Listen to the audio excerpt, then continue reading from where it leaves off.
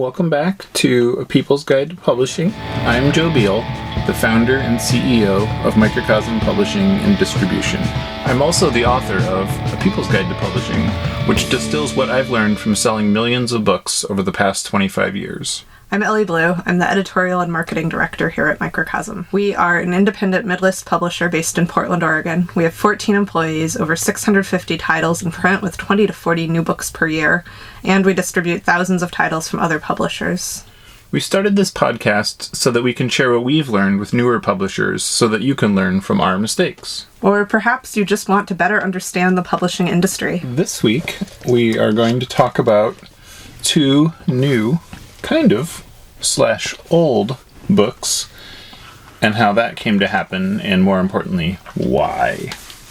All right, what's the very beginning of this story? Once upon a time, there was a young Joe, and young Joe read Odonian Press books such as The American Presidency, or What Happened to JFK, or books of that nature, or Who Really Killed Martin Luther King, and other such important books published circa 1992. And those books always had a 1 to 2 page chapter with a single illustration on the left side. And I was like, this is so infinitely digestible. It shows you how interesting history is, and it makes it so you want to read more on the subject. So, having been largely inspired by that, I proposed to the Just Seeds Cooperative that they make a book called Firebrands. That was essentially the same idea, but taking contemporary activists and making them into, piece of art, story, left hand, right hand. And they were really into it. And come 2010, they finished their book, probably even prior to that, and we published the original edition of Firebrands. However, this is where the learning from our mistakes comes into it. So, Just Seeds is an artist cooperative. They are, great at making art all day long. So, we figured they wanted to have control over their cover. And we said, great. You guys are experts. And what they came back with looked more like an artist's gallery catalog than a book cover, was sort of the problem. And so, even when you could show it to people and talk about it and explain the value proposition of the book, people were really sort of struggling to understand that book from that cover. And so, come 2017, we repackaged another book. Originally, Mark Twain was right. Now, 6 Days in Cincinnati. We made a whole episode about this. Just go back about 50 episodes and you'll find it. And how this book sold only 300 copies in its original incarnation.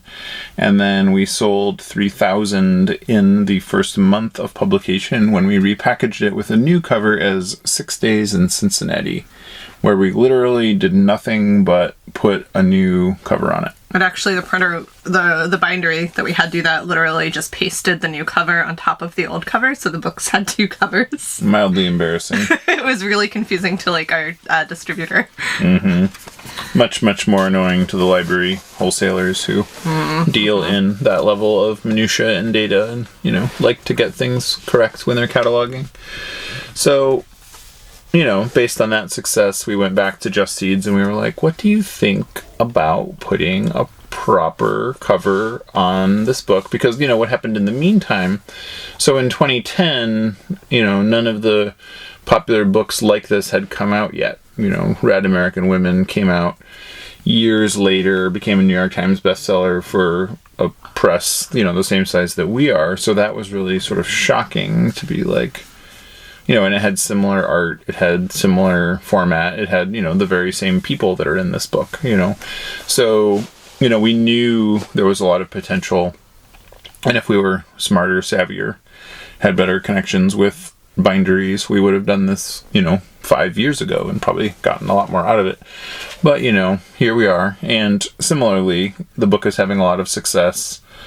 It doesn't come out until next month, so I guess we'll really find out then. So literally, we're releasing it as a new edition, but literally what happened is we sent all of the old edition to the bindery. They ripped off the cover this time, and they put on a new cover with, like, a much more clear design. It shows you 6 of the people in the book. It has a new subtitle that tells you it's activists you didn't learn about in school. But inside, it's the same book, which, will confuse some people, but also will sell through it quickly and then do a proper new edition. And we have, reprint. There's a new introduction in the inside cover, and there's eulogies for the people that have passed in the past 10 years on the back inside. We have French flaps because, we're a fancy publisher, as you probably know by now. So that's how fancy people live. French flaps. French flaps are when it's a paperback, but it has like the little flap that you might associate with a hardcover dust jacket built into the paperback cover. We did that actually with 2 books at once. We did that with Firebrands, and then we also had an older book called Grow that came out in 2013. And the title Grow, at the time, like, every title in every store was like one word for a minute. We were following a trend. That was our first bad idea. We were trendy, but not in a good way. No, and so, like, you see the title Grow, and it could mean anything. In this case, it meant grow your business, but really, or like grow your passion into a business. But really what it means to most people is cannabis now. Oh, right. Yeah. At least we predated cannabis at that time. Yeah, I know. This kind of came into being afterwards. But anyway, that book was ripe for a new cover. So, and the contents are actually really up to date. Like, I think there's like a couple of resource listings in the back appendix that are like out of date. But honestly, like, for a small business manual, a guide to like turning your creative hobby into a business, it's like really, could have been written yesterday. And so we also ripped off the cover and put on a new one in a very similar vein to Firebrands. It shows 6 different people doing cool creative projects. You have a welder and a photographer and a screen printer and someone typing at a laptop. That's the one I relate to. And a jewelry maker. And a potter.